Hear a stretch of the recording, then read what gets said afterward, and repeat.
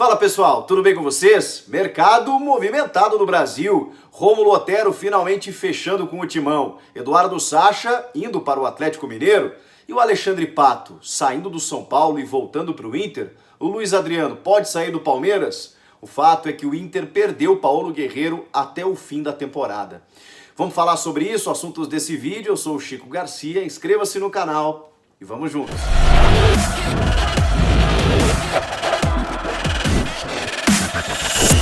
Desde que começou a especulação, eu recebi muitos pedidos aqui no canal. Faz um vídeo do Otero, o Otero tá indo pro Timão realmente e tudo mais.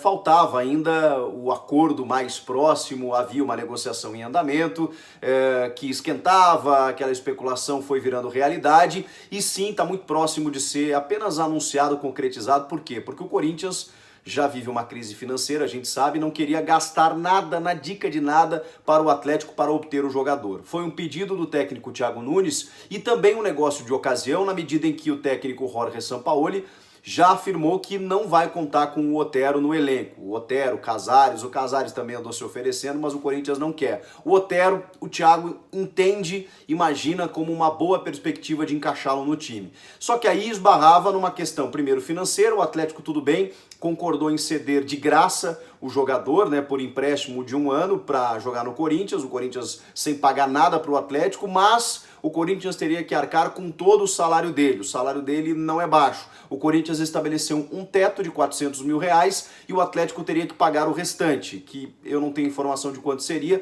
mas seria mais um valor que o Atlético precisaria compor. Até que, finalmente, as duas partes se acertaram. A informação é do Samir Carvalho, do Portal UOL, de que o Corinthians optou por pagar os 400 mil e o Galo vai pagar o restante. Ainda assim, acaba eliminando um jogador do elenco que não será utilizado e liberando 400 mil reais da folha de pagamento. Nesse aspecto, entendeu o Galo como um bom negócio. Mas melhor ainda para o Corinthians, que não gasta nada por um jogador e vai arcar apenas com o salário dele, que não é baixo, a gente sabe, mas no futebol está dentro da realidade dos clubes. Agora, a grande questão é onde o Otero pode se encaixar nesse time. Bom, é fato que o Corinthians precisava reforçar. A gente tem acompanhado os jogos e vê uma dificuldade de elenco, de alternativas, né? O aspecto físico vai contando e na segunda etapa os treinadores têm que alçar a mão do seu banco de reservas e o Corinthians não tem esse material humano. Tanto que o Thiago Nunes vem promovendo alguns jogadores da base, repatriou agora o Gustavo Mosquito, que estava no Paraná, o Matheus Davó, que não teve oportunidade, vai ser negociado.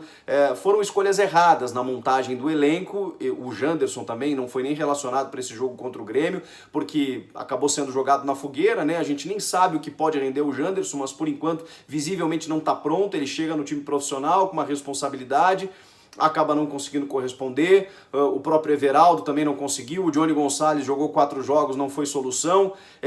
O time do Atlético Paranaense, comandado pelo Thiago Nunes, tinha um jogador de escape, 2, aliás, de muita qualidade, o Rony e o Nicão, que, mas o Rony não é essa bola toda e tal, poxa vida, no Atlético ele foi. O Nicão também foi e é no Atlético pelo sistema de jogo. Algo que o Rony está enfrentando dificuldades para se encontrar lá no Palmeiras, mas isso é outra história. E no sistema do Thiago, ele teve que alçar a mão, por exemplo, do Matheus Vital, que é um meia, não é um velocista, ele tem lá a sua agilidade, mas ele não é o jogador de lado de campo. E aí, para mim, se torna a grande incógnita dessa contratação do Otero. Eu não vou botar aqui água no chope, não vou dizer que foi uma contratação ruim, acho que foi um negócio de ocasião e dentro da avaliação interna, ok, faz parte, o futebol é assim. Acho que o Otero tem algumas valências muito interessantes, como todo mundo sabe, a cobrança de falta, a batida na bola, o chute a média distância, ele faz muitos gols, mas assim, muitos gols, ele poderia ser o kicker do futebol americano, né? Aquele jogador que entra só para fazer o chute, para cobrança de falta, depois volta para o banco. Porque ele realmente tem meio gol, quando tem uma falta, média distância, seja na entrada da área um pouquinho mais distante, para ele poder cobrar. O cara já fez gol olímpico, ele realmente tem uma qualidade absurda nesse chute.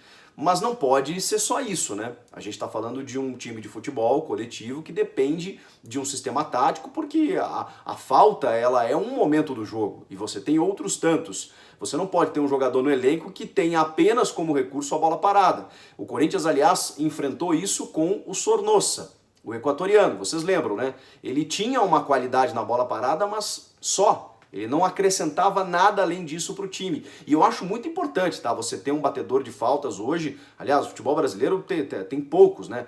É muito escasso isso. Então, a bola parada decide jogos. E você ter um cara no time hoje, ok.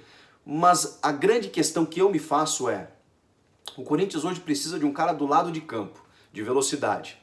E o sistema do Thiago Nunes, foi assim que ele abriu mão, por exemplo, do Ralf, do Jadson, não é de jogadores posicionados, é de jogadores intensos, de movimentação. É por isso que ele pediu o Victor Cantillo, é por isso que ele colocou o Ederson no time. São jogadores dessa característica, dessa natureza. Eu tô me perguntando onde o Otero pode encaixar nesse time. Eu acho que ele vai testar o Otero na vaga do Ramiro. Porque o Otero não tem poder de marcação, não tem, mas ele é um cara que pelo lado, pela força física que tem, ele consegue compor o setor, pelo menos fazer uma marcação, ou um cercamento ali do lateral ou da saída de bola do adversário. Ele não vai tanto à linha de fundo, mas consegue ter velocidade nos movimentos para fazer uma combinação de jogadas, especialmente pelo lado direito com o Fagner, por exemplo. Não sei se vai jogar pelo lado esquerdo, acho que vai jogar pelo lado direito, e ter essa capacidade da bola parada e tudo mais.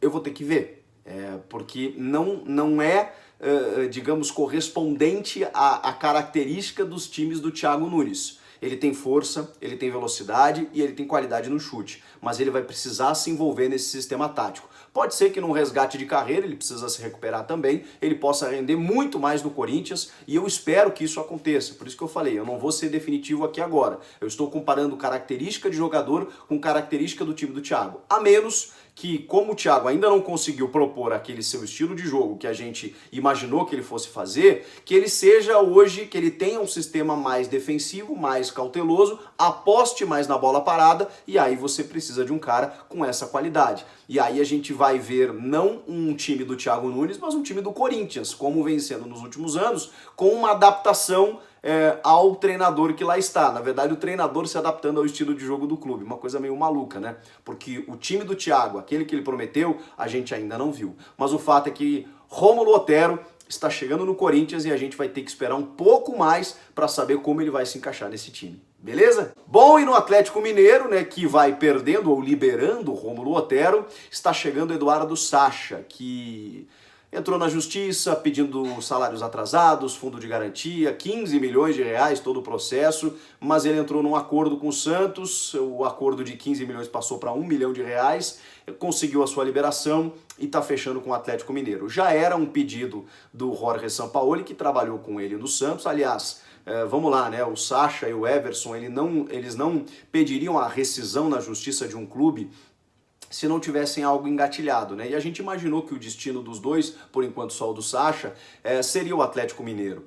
Porque o Atlético perdeu o Diego Tardelli por lesão no início do ano e o Sacha, com todo esse litígio e imbróglio do Santos, obviamente teria uma acolhida do treinador com quem ele mais jogou em toda a sua carreira.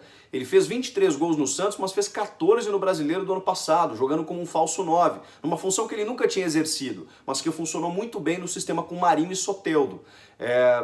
Agora pode acontecer o mesmo no Galo, onde está jogando o Marrone por ali, mas tem o Marquinhos, tem o Keno, tem o Savarino, tem jogadores de velocidade que podem chegar, abastecer o Sacha, e o Sacha, desde a base, eu acompanhei muito esse jogador lá no Internacional, ele sempre fez gols, ele tem um faro de gol interessante, ele não é um craque, ele não é um cara de muita habilidade, ele não tem uma alta estatura, e mesmo assim ele tem ótimo posicionamento e sabe fazer gol. E nas mãos do Sampaoli cresceu no Santos, a tendência é que tenha muito espaço no Atlético Mineiro, que está montando um elenco muito interessante e que já mostrou que quer brigar pelo título brasileiro, né? Agora essa história do Alexandre Pato no Inter. Por quê? Porque o Inter teve uma péssima notícia nesse começo de semana, perdeu o seu principal atacante, talvez o principal jogador, o peruano Paulo Guerreiro, que sofreu uma lesão no joelho na partida contra o Fluminense, no choque com o Lucas Claro.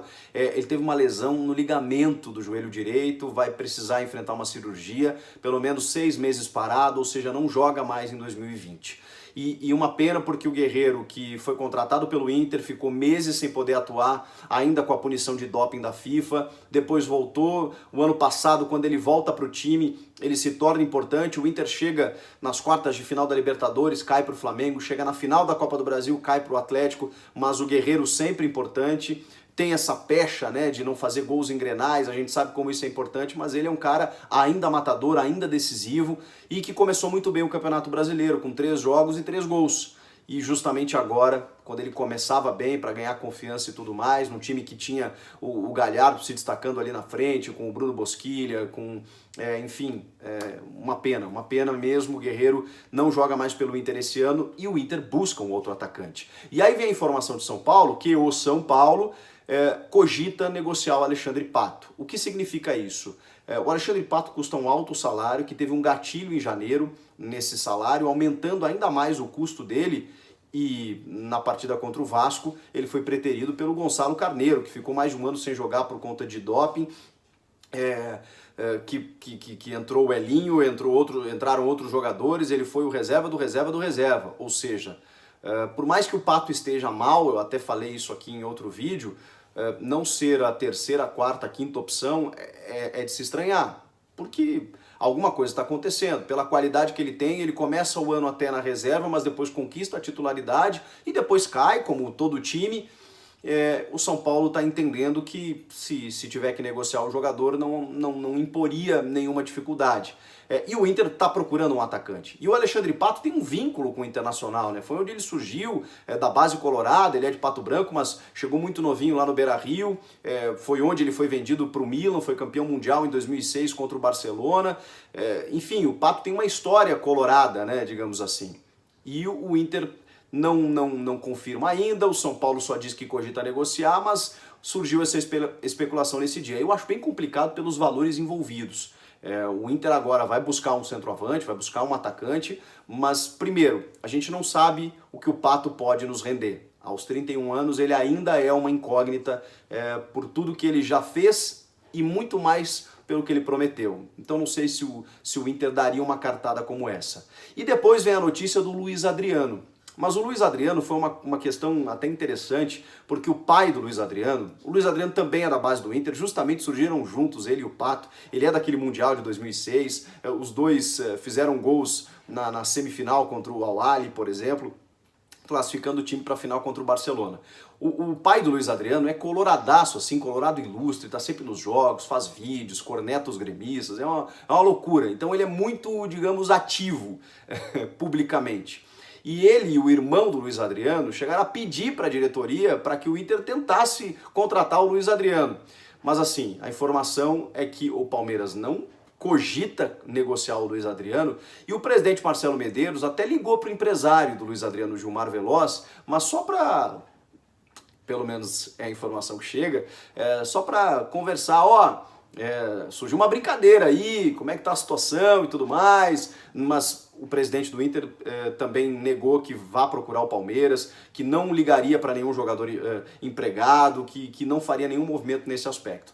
O fato é que o Inter precisa de um atacante, vai ter que ser inteligente para buscar alguém no mercado interno, porque talvez um jogador assim, como o Alexandre Pato, como foi o Eduardo Sacha para o Atlético Mineiro, um jogador que esteja disponível em fim de contrato, insatisfeito, não sendo utilizado, e aí a coisa possa acontecer, né? Porque vai gastar agora, a aposta ela tem que ser muito cirúrgica, como disse o próprio presidente Marcelo Medeiros. Ou apostar no Yuri Alberto, recém-contratado do Santos, que a gente não sabe o que pode dar. O fato é que o Inter perde muito sem o Guerreiro e agora vai precisar ir ao mercado. Mas esses nomes aí, Luiz Adriano e Alexandre Pato, por enquanto estão descartados.